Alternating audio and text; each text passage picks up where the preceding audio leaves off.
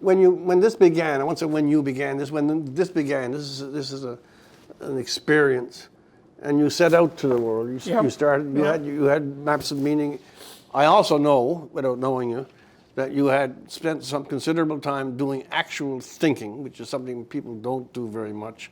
Yes, obsessively. You thought, and you thought things through in a way that these generations have almost abandoned. But so you were prepared in that sense, and you went out, and there were certain things you saw wrong or discordant, either in the universities or in the general system, and you said, I'd like to spread some reason here.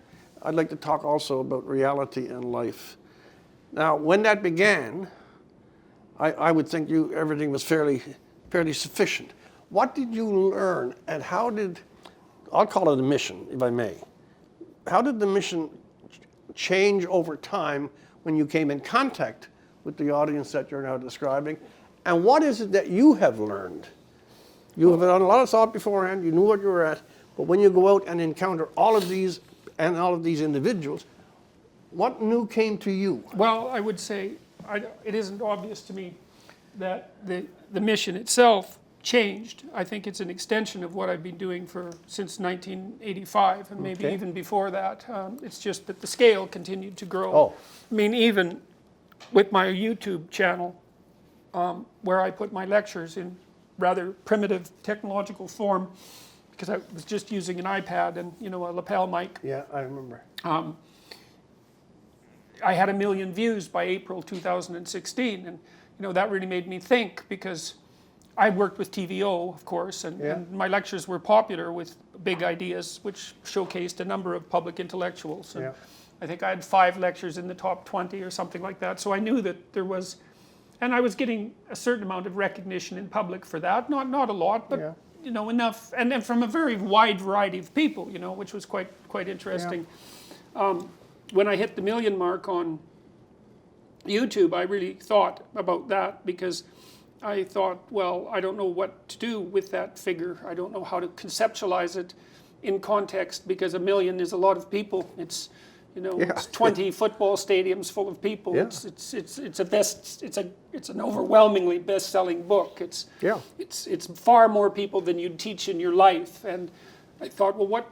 And it wasn't cute cat videos, And this was back when YouTube was still a developing force, let's say, that's right. and something to be sort of ignored in some sense because of its humble beginnings. And it was a very secondary place. Yes, it was a very secondary place.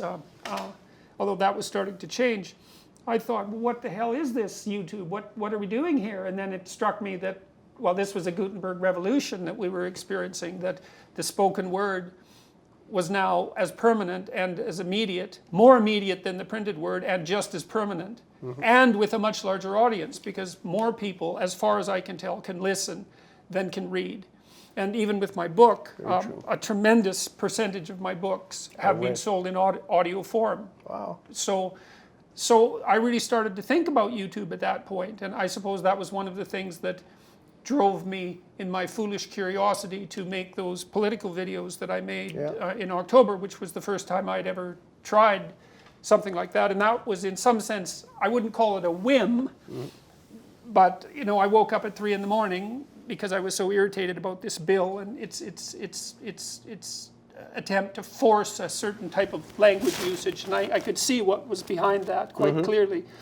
I thought, well, this really is annoying me to death, and often what I would do when something was annoying me to death was get up and write, but I thought, well, I'll make a YouTube video and see what happens. It's like, well, I certainly saw what happens. It's like, yeah, you did. Yeah, no kidding. Well, the thing is, you've got a hold of something. Yeah. Let's say it's YouTube, and you think you know what it is, and you don't. You don't have any idea what it is, and neither does anyone else. And that's certainly still the case. We have no idea what these multiple technologies are doing to us, but I can tell you that YouTube is an overwhelming force, and it's becoming more and more powerful day by day. I've especially seen that in countries, Slovenia was a good example, where no one really trusts the mainstream press. All the young people do, and not so young either, and pretty much everybody under 35, I would say. All they watch is YouTube. And that's the case all over the world. And so it's, I think on my YouTube channel, my videos have been watched 110 million times, and the total viewership is probably, like, because people keep cutting them up and distributing them, which is something else that can be done on YouTube, right? You can have a dialogue, right, where people edit and make their own commentaries, and the total for that would be at least 500 million. Sure, God. Yeah, that's for sure. Yeah. Dear God, it's...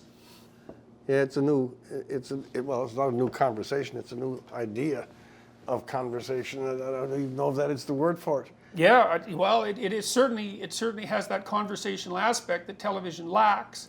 It's very comical to watch an organization like CBC try to adapt itself to YouTube, because they'll put on a 10-minute clip, and they break all the rules. They put 2 30-second commercials in front of it, which you can't skip.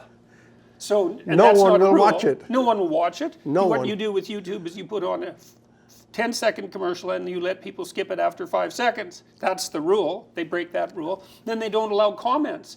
And so they'll put up something you might want to watch, for 10 minutes, and they'll get 20,000, 30,000 views, because they don't take the conventions of the they don't take it seriously. And it's like, you should take YouTube seriously, man. Well, they also have no intuition for these particular forms, and they're also, this will circle back to even to the beginning, they're wrapped up in certain ideas about things, and they're wrapped up in a certain orientation towards change and politics, that there's only a certain corridors that they will walk down. Yeah. And there are other corridors which you are forbidden to, or it is heresy to even admit that they exist. Yes, and populations you won't deign to address. See, one of the things that's interesting about the YouTube stars, like Rogan and say Dave Rubin, is that they don't think their audience is stupid. That's a good beginning. It's a really good beginning. It's a very good One beginning. of the things I've noticed that at my lectures is, well, you talked about the gentleman who sent you the email, he's 55, he wasn't well educated. A tremendous number of the people who are coming to my lectures are people in that camp. They're working class, often men, but not always, so women as well, but more men. And they're long-haul truckers or construction workers, and they're listening to 3-hour lectures and complex lectures too, and it's because they're not stupid. They're interested in the world. It also defies a great axiom. If you were in the television world, private or public, for 30 years, the idea, if you had an interview, I did a provincial show for years and years. If you had an interview, you may make it 4 minutes. They're going to watch you for 5 minutes. Right. If you had a commentary, can you make it 60 seconds? The idea that people had an attention span that went beyond 4 minutes never entered into the world of people in the studio. No, And you put stuff on that has no glitz, it's profound, it can be complex, and it goes on for 60, 70, 80 minutes, and everyone is happy. Yeah. I mean, it's all upside down. Yeah. They've been operating under wrong assumptions for 3 decades. Yeah, well, and Rogan's interviews are 3 hours long. Yeah. And people watch the whole thing or listen to the whole thing.